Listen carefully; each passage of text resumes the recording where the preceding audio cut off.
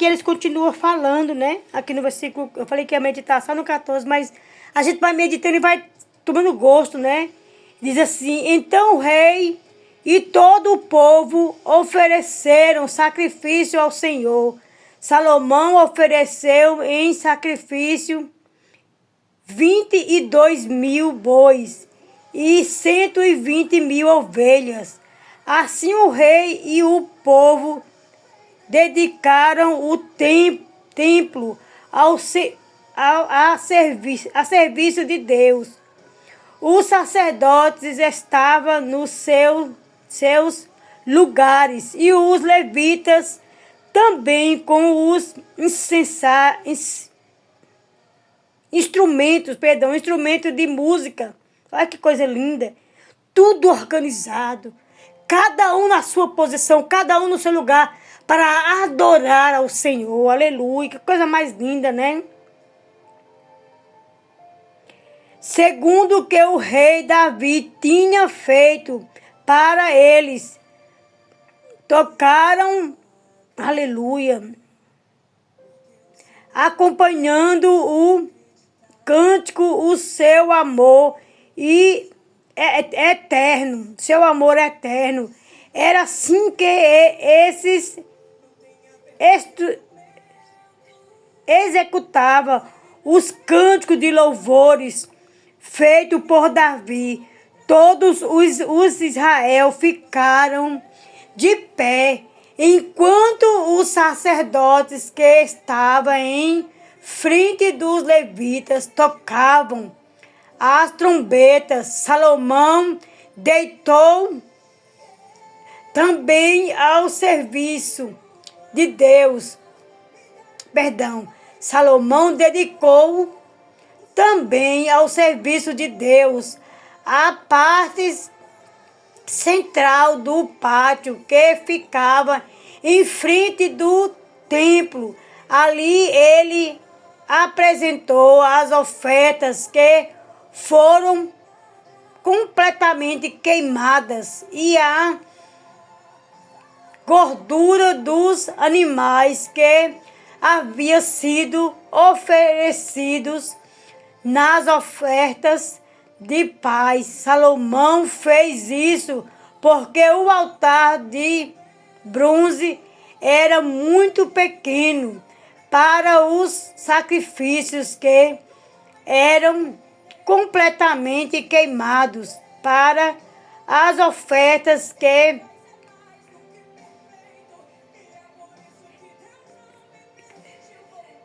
cereais e para a gordura das ofertas de paz. Depois Salomão e todo o povo de Israel comemoraram durante 7 dias a festa da dedicação do altar.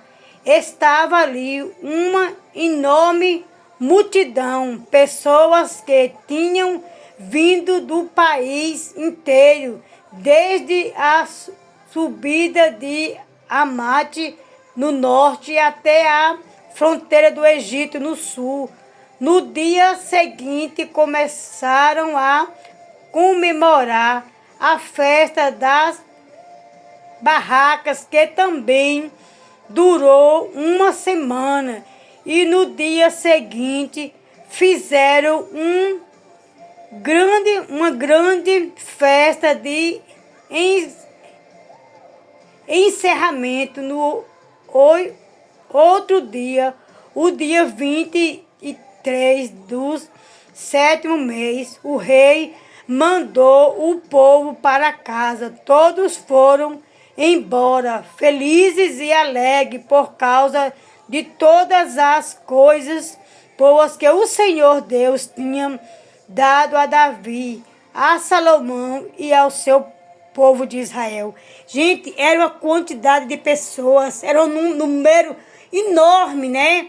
Aqui todos adorando ao mesmo Deus. Vocês viram aqui a quantidade de animais que só o rei queimou em oferta ao Senhor. 7 dias de festa. Era 7 dias e 7 noites. Era noite, dia de festa.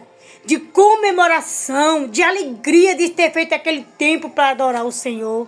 E ainda tem pessoas que entram nas redes sociais, pega versículos isolados, não explica, né? E fala que o Senhor não habita em templo. É claro que Deus não vai... Não, quando fala que não habita em templo feito por mão de homens, Deus não está falando do templo. Se fosse assim, o próprio Deus não tinha falado para Salomão, né? Fazer esse templo para adorar. Deus, ele está falando que não habita nisso aqui, ó. Um pente. Tem pessoas que põem um objeto. Eu estou falando do pente porque foi o que eu achei mais perto de mim. Tem pessoas que, não por maldade, mas às vezes pegam uma coisa aqui, coloca lá e vai adorar. Deus não habita nisso aqui. Deus não habita em imagens. É isso que Deus fala. Quando ele fala que Deus não habita em coisas feitas por mão de homem, Deus está falando de uma estátua, de uma pedra, de algo assim. Deus não está falando de um templo de adoração. Porque se fosse assim, o templo de Salomão nunca teria existido, né? Então, não é isso. E as pessoas muitas vezes pegam o versículo isolado. E isso é muito triste, né? Se a gente não tiver firmeza em Deus, a gente não vai mais adorar o Senhor na casa do Senhor, nas igrejas. Porque lá foi feito para nós adorarmos o Senhor. Não para adorar o templo, mas adorar a Deus. Podemos adorar o Senhor na nossa casa? Claro que podemos. Mas a própria palavra do Senhor diz que é bom estarmos reunidos. Os irmãos reunidos em oração. E olha que reunião aqui. Enorme, extraordinária essa reunião, né? E continuando aqui, sem ofender a ninguém, porque cada um tem sua crença. E eu não estou preocupada com a crença de ninguém, né? Cada um serve como quer e da forma que acha que é certo. Agora, eu e você, se nós voltarmos para trás, sabendo o que é certo, aí o Senhor vai cobrar de nós, né? Porque Deus... Ele muitas vezes ele olha para as pessoas e vê a nossa ignorância, né? Mas quando nós passamos a conhecer, a própria palavra de Deus vai dizer, melhor é que não conheça do que conhecer a palavra do Senhor e voltar para trás. Então nós não podemos, meus irmãos, voltar mais para trás, mas nós temos que perseverar, amém? E aqui, no versículo 11, diz assim, Deus faz uma aliança com Salomão. Diz assim, assim Salomão acabou de construir o templo e o palácio real. Todos os seus planos para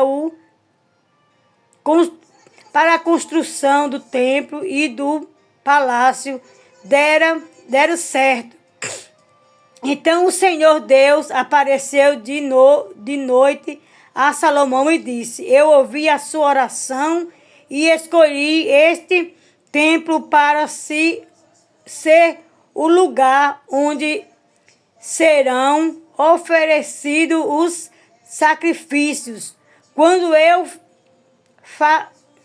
eu fechar o céu e não deixar que chova ou ordenar aos gafanhotos que destruam as colheitas ou mandar uma peste